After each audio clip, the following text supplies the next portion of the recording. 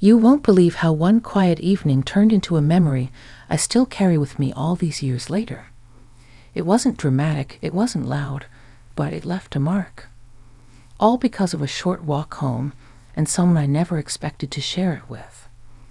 Don't forget to like the video, share your thoughts or story in the comments, and subscribe to stay updated with our latest stories. Now, before I begin, tell me, where are you watching from? I'd love to know which cities and towns are joining me for this memory that stayed with me for years. It happened on a Wednesday, late September. The kind of evening that slips in quietly, with the sun taking its time to dip behind the trees, casting everything in that golden glow we never quite appreciate until it's gone. I had stayed a little too long at the neighborhood book club. We had started on time, but one thing led to another. Someone brought apple crisp, someone else opened wine, and suddenly we were laughing like we hadn't seen each other in months. It was a warm kind of joy, the kind that feels familiar and fleeting at once. When I finally stepped outside, the street had emptied. Porch lights flickered on here and there, casting gentle shadows across driveways. The air had cooled just enough to pull my cardigan tighter around my shoulders. That's when I heard his voice behind me. "Need someone to walk you home?" I turned, and there he was, Michael, my neighbor's son. Now, let me pause here. Michael wasn't a boy. He was 26, maybe 27, but I still saw him sometimes as the kid who used to skateboard past my garden and wave like he was in a parade. He'd grown up, though. Taller now, steadier, with that quiet way some men have of moving like they're always thinking. I smiled, a little surprised. "I'm just down the block." He shrugged with a grin, still worth making sure. I could have said no. I almost did. But there was something in the way he waited, not pushy, not insistent, just there. Present. So I nodded. "All right," I said. "Let's go." We walked slowly, our footsteps tapping softly against the pavement. The trees rustled above us, leaves just beginning to show hints of rust and gold. "You were at the book club?" I asked. He chuckled. "Nah, Mom asked me to pick up her dish. I got stuck talking to Linda about her tomato plants." "Ah, the neighborhood ambassador," I teased. He smiled again, and we fell into a rhythm. Side by side. Comfortable. There was something unexpected about it, how easy it was to talk to him. We weren't discussing anything deep at first. The new grocery store. The football team he helped coach. The way his mom always pretended not to eavesdrop, but couldn't help herself. But as we passed by the old maple tree at the corner, something shifted. "You know," he said, "I always liked watching you garden." I glanced at him, unsure if he was joking, but his eyes were steady. "You were always out there in the spring," he continued, hands deep in the dirt, humming to yourself. Like nothing else mattered. It was peaceful to watch. I felt a laugh catch in my throat, but it didn't come out. "I didn't know anyone noticed," I said, softer than I meant to. He looked down for a moment, then back at me. I noticed. We stopped at my walkway. The porch light had flickered on, bathing the path in a soft glow. "Well," I said, trying to keep my voice even, "this is me." He nodded. "I know." But he didn't leave right away. We stood there, both of us quiet now, as the wind whispered through the trees. There was no tension, no awkward silence, just something else. Something unspoken, but full. "Thanks for walking me," I said at last. He smiled, slow and genuine. "Any time." And then he turned and walked back the way we came, his figure slowly swallowed by the shadows between street lamps. I watched him until he was gone. Then I went inside, closed the door behind me, and stood there in the silence of my front hallway, feeling something I couldn't quite name. Something warm, something that stayed. The days that followed moved along as they always do, routine folding itself neatly into the corners of life. Morning coffee, checking the mail, waving at familiar faces. But in quiet moments, I kept thinking about that walk, not because anything grand had happened, but because something small had. Michael's words lingered, about the garden, about watching me hum while I worked. I'd always thought I was invisible in those moments, tucked away in my own little world of soil and sun. But maybe I hadn't been. That weekend, I was in the front yard again, pulling out the last of the marigolds and cutting back the lavender. Fall was arriving quickly this year. I could feel it in the air, see it in the way the light changed. I didn't expect to see him again so soon. But there he was, coming up the sidewalk with his sleeves rolled to his elbows, carrying a cardboard box. "Hey," he said, smiling like this was something we did every Saturday. "Thought you might want these." I set down my clippers and dusted off my hands. "What are they?" "Apples," he said, lifting the lid. "From my uncle's orchard. Mom and I picked them yesterday. Too many to eat. Figured you could use some." I took one from the top, its skin shiny and red. "They're beautiful. Thank you." He stayed a while, leaning on the porch rail as I worked. We talked about simple things. Weather, how dry the summer had been, what his mom was planting next season. And then, somewhere in the middle of a laugh, he asked, "You always live alone?" The question caught me. It wasn't rude, just unexpected. I paused, snipping off a dead bloom. "Since the divorce, yeah. It's been years." He nodded, not pushing, just listening. That kind of listening that made you want to keep going. "I got used to it," I said after a moment. "The quiet. My own space. You stop missing noise after a while." "I get that," he said. "Silence can be good. Makes the little things louder." I looked up at him then. He was watching the tree line across the street, his expression thoughtful. "You ever think about leaving?" he asked. "The neighborhood, I mean." "Sometimes," I admitted, "but something always pulls me back. This place has roots." He nodded again. "Same." After a while, he said he should go. I watched him walk away, same steady pace as before, hands in his pockets. That evening, I made apple crisp with the fruit he brought. The house smelled like cinnamon and sugar, the kind of scent that settles deep into the walls and lingers. I ate a slice alone on the porch, wrapped in a light blanket as the sky turned lavender gray. Something was shifting gently, like the seasons themselves. It wasn't romance, not like in books or movies, but it was something just as delicate. A feeling of being seen, heard, maybe even missed. The next time I saw him, a few days later, it was at the grocery store.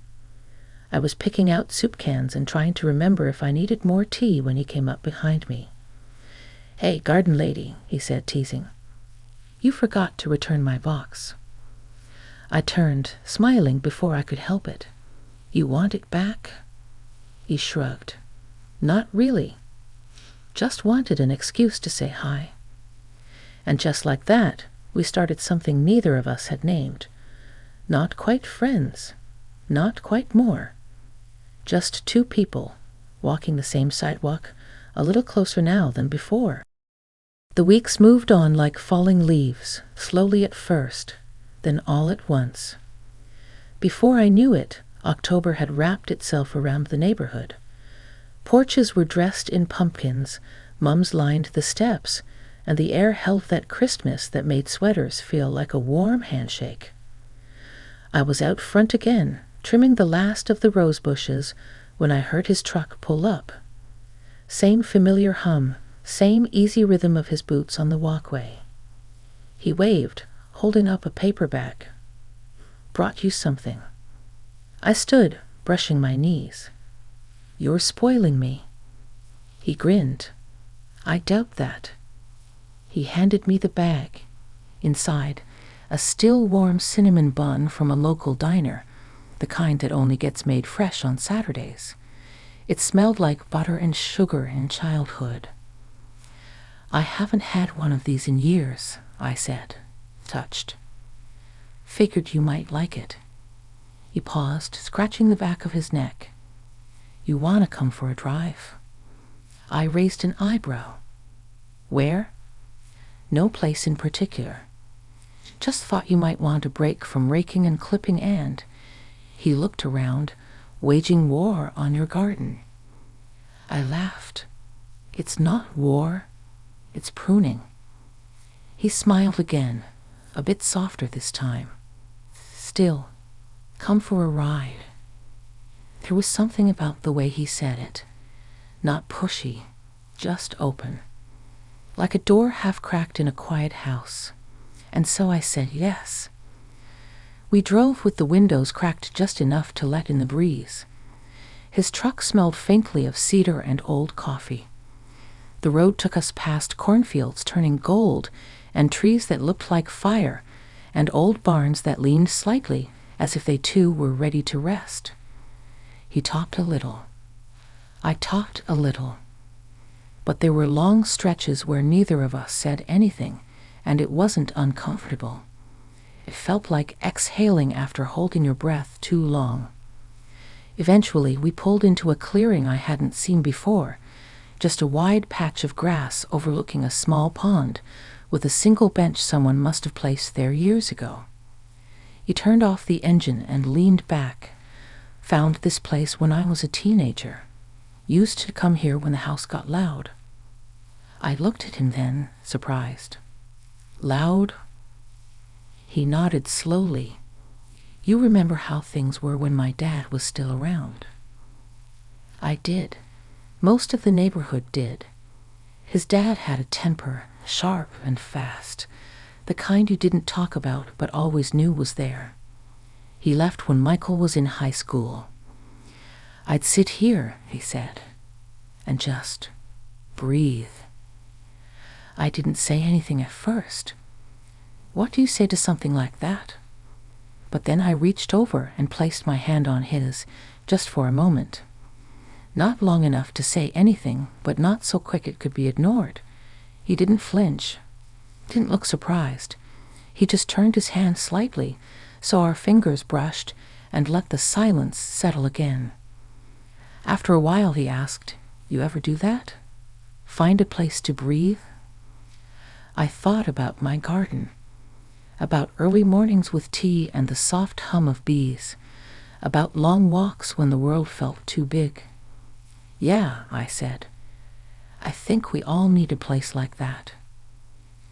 We sat there until the sun slipped low behind the trees, turning everything amber and still. Then, without needing to say it, we headed back. When he dropped me off, you didn't get out, just leaned over the console slightly and said, "I like spending time with you." It was simple. No strings, no expectations. But it meant something. I looked at him, felt that warmth again. Me too. And then I went inside, holding the paper bag he brought earlier, now folded neatly in my hand. Funny how a cinnamon bun and a drive can change the way the air feels in your own home. Things were shifting, quietly, gently, like the leaves themselves, never all at once, but undeniably.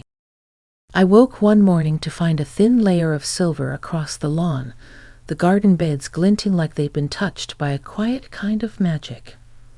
Most of the blooms were gone by then, but the lavender still held on, stubborn as ever. I was tying burlap around the last of the shrubs when I heard footsteps behind me. I didn't have to turn to know it was him. "You're up early," Michael said, hands tucked into the pockets of his flannel jacket. "So are you." He smiled. "Didn't sleep much." "Something on your mind?" I asked, my fingers fumbling a knot.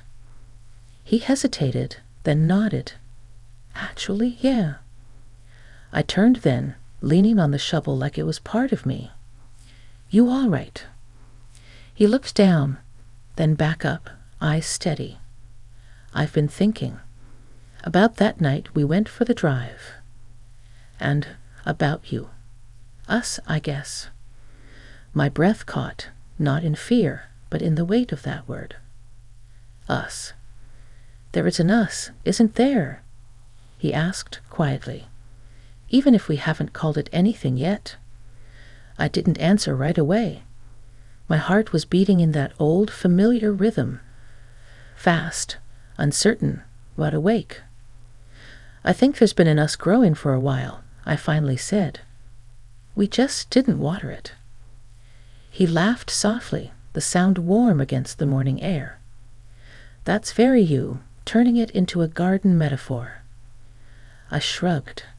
Comes with the territory. There was a pause. One of those good ones, the kind that holds more meaning than words. And then he stepped closer, close enough for me to feel the heat off his jacket, see the sleep still tucked in the corners of his eyes. "I know there's a gap between us," he said. "Age, life experience, all of it. But when I'm with you, none of that feels like it matters." He looked down again, his voice quieter now. "You make the world quieter." That sentence, those 5 words, did something to me. Not because they were romantic or rehearsed, but because they were true and honest. I reached out, resting my hand on his arm. "You don't make me feel younger, Michael.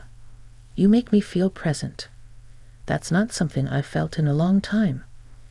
He looked at me then with that open, steady gaze I'd come to recognize, the kind that didn't need fixing or flattery or even permission. Just honesty.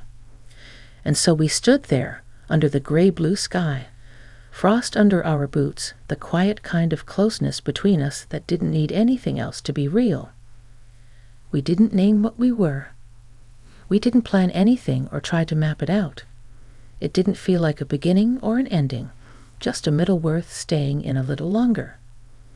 Over the next few weeks, he came by more often, sometimes with groceries, sometimes just to sit on the porch and talk about nothing. He fixed the latch on my back gate, helped me string lights before the cold came in for good. I made soup and sent him home with leftovers.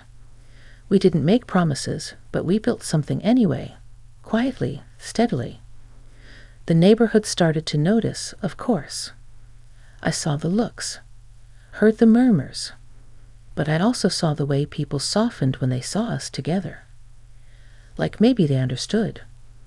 One evening, just before Thanksgiving, he came by with a scarf in hand, handmade, uneven stitches, dark green.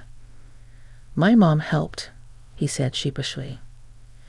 I wrapped it around my neck, the yarn scratchy and warm. "It's perfect."